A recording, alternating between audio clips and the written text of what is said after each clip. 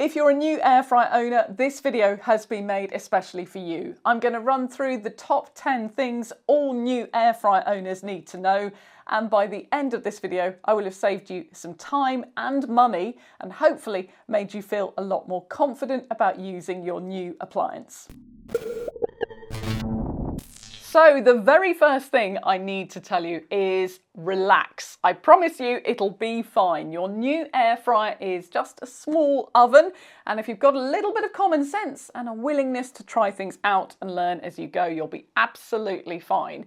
You don't need to abandon everything that you have learned about cooking up until this point, and you don't need to do things in a radically different way. Number two, if you haven't used your air fryer yet, it's a good idea to run it on a high temperature for about 15 minutes with the extractor fan on in the kitchen or with the window open to burn off any new appliance smell. Most air fryers benefit from doing this, and it's a good idea to do it as soon as you have your air fryer so that you don't only remember to do it when you're about to put food in it. The most popular question people ask when they've just got an air fryer is what accessories they should buy. So tip number 3 is do not rush out and spend your money. There are only really 3 essential tools for an air fryer, and you may already have them at home, or you may have bought an air fryer that includes them. So those 3 essentials are, number 1, a meat thermometer, which is the best way to definitively check that your joint of meat is cooked through. A set of silicone tongs is number 2, which you use to lift food in and out without damaging the non-stick surface on your air fryer drawer. And an empty oil spray bottle, which you can fill with your own choice of cooking oil. And then, if you wish, add a little spritz of oil to the food occasionally. Now, I use all of these every week, but I also have cupboards full of things I don't use. So hold off on buying anything else until you've done a stock take of what you already own and worked out what you actually want to cook in your air fryer. I've done a longer video about accessories, which also includes some of the stuff you may already own, which you can use in your air fryer, and that is linked below. Now, the next most popular question is which recipe book you should buy. And so tip number 4 is pick your air fryer recipe book with care. There are a lot of very tempting looking books available on sites like Amazon, which appear to be tailored for different types of air fryer models. But I'm afraid a large number of these are written by AI and not by real people.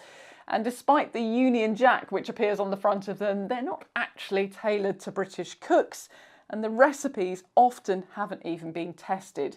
So please only buy ones written by real authors who've worked very hard to make good books, and they will have positive reviews which will go back more than just a few weeks. I've put some suggestions below, and if you think you've ordered a book which may be one of those dodgy AI ones, then do return it to Amazon, because the only way that they're going to clamp down on these is if enough people complain. They should also give you your money back and probably not even require you to return the book.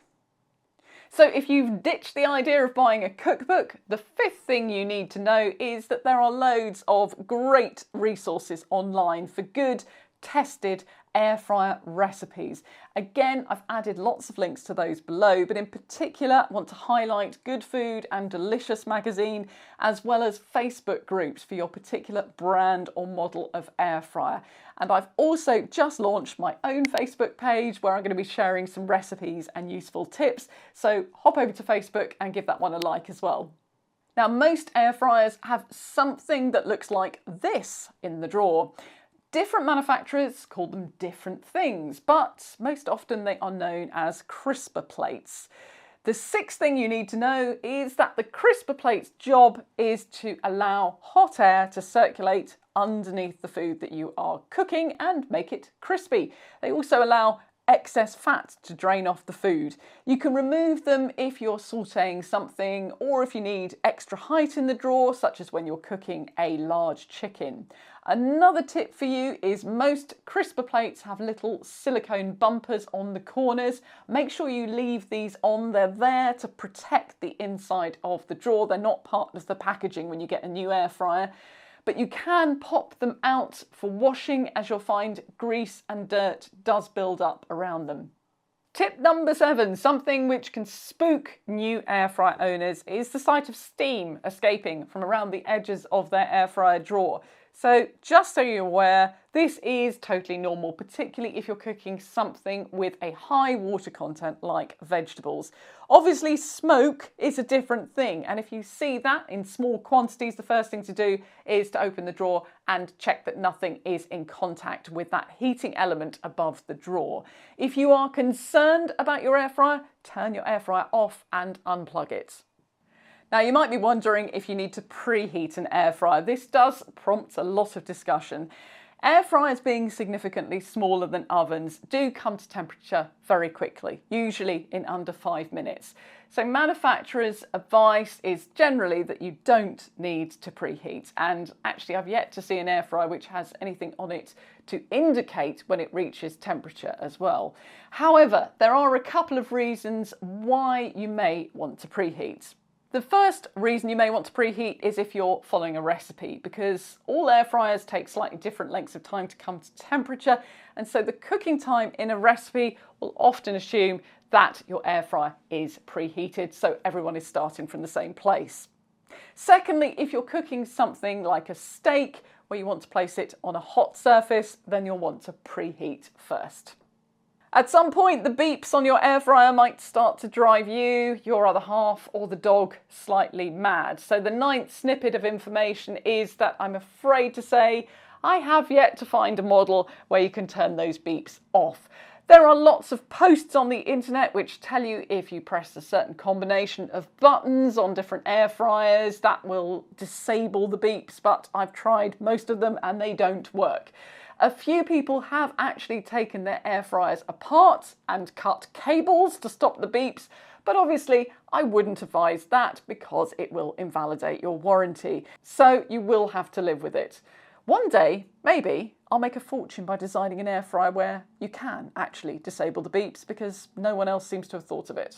And finally, it may be the last tip, but it's one of the most important things you need to know. Make sure your air fryer has good clearance around it for air intake and to let the hot air out. The air intake on an air fryer is usually at the top and the hot air outtake is usually at the back. And it's particularly important that the hot air vent isn't too close to the wall or a power socket for obvious reasons. So if you'd like to learn more about how to choose and use your home appliances, then please do subscribe to this channel for weekly videos.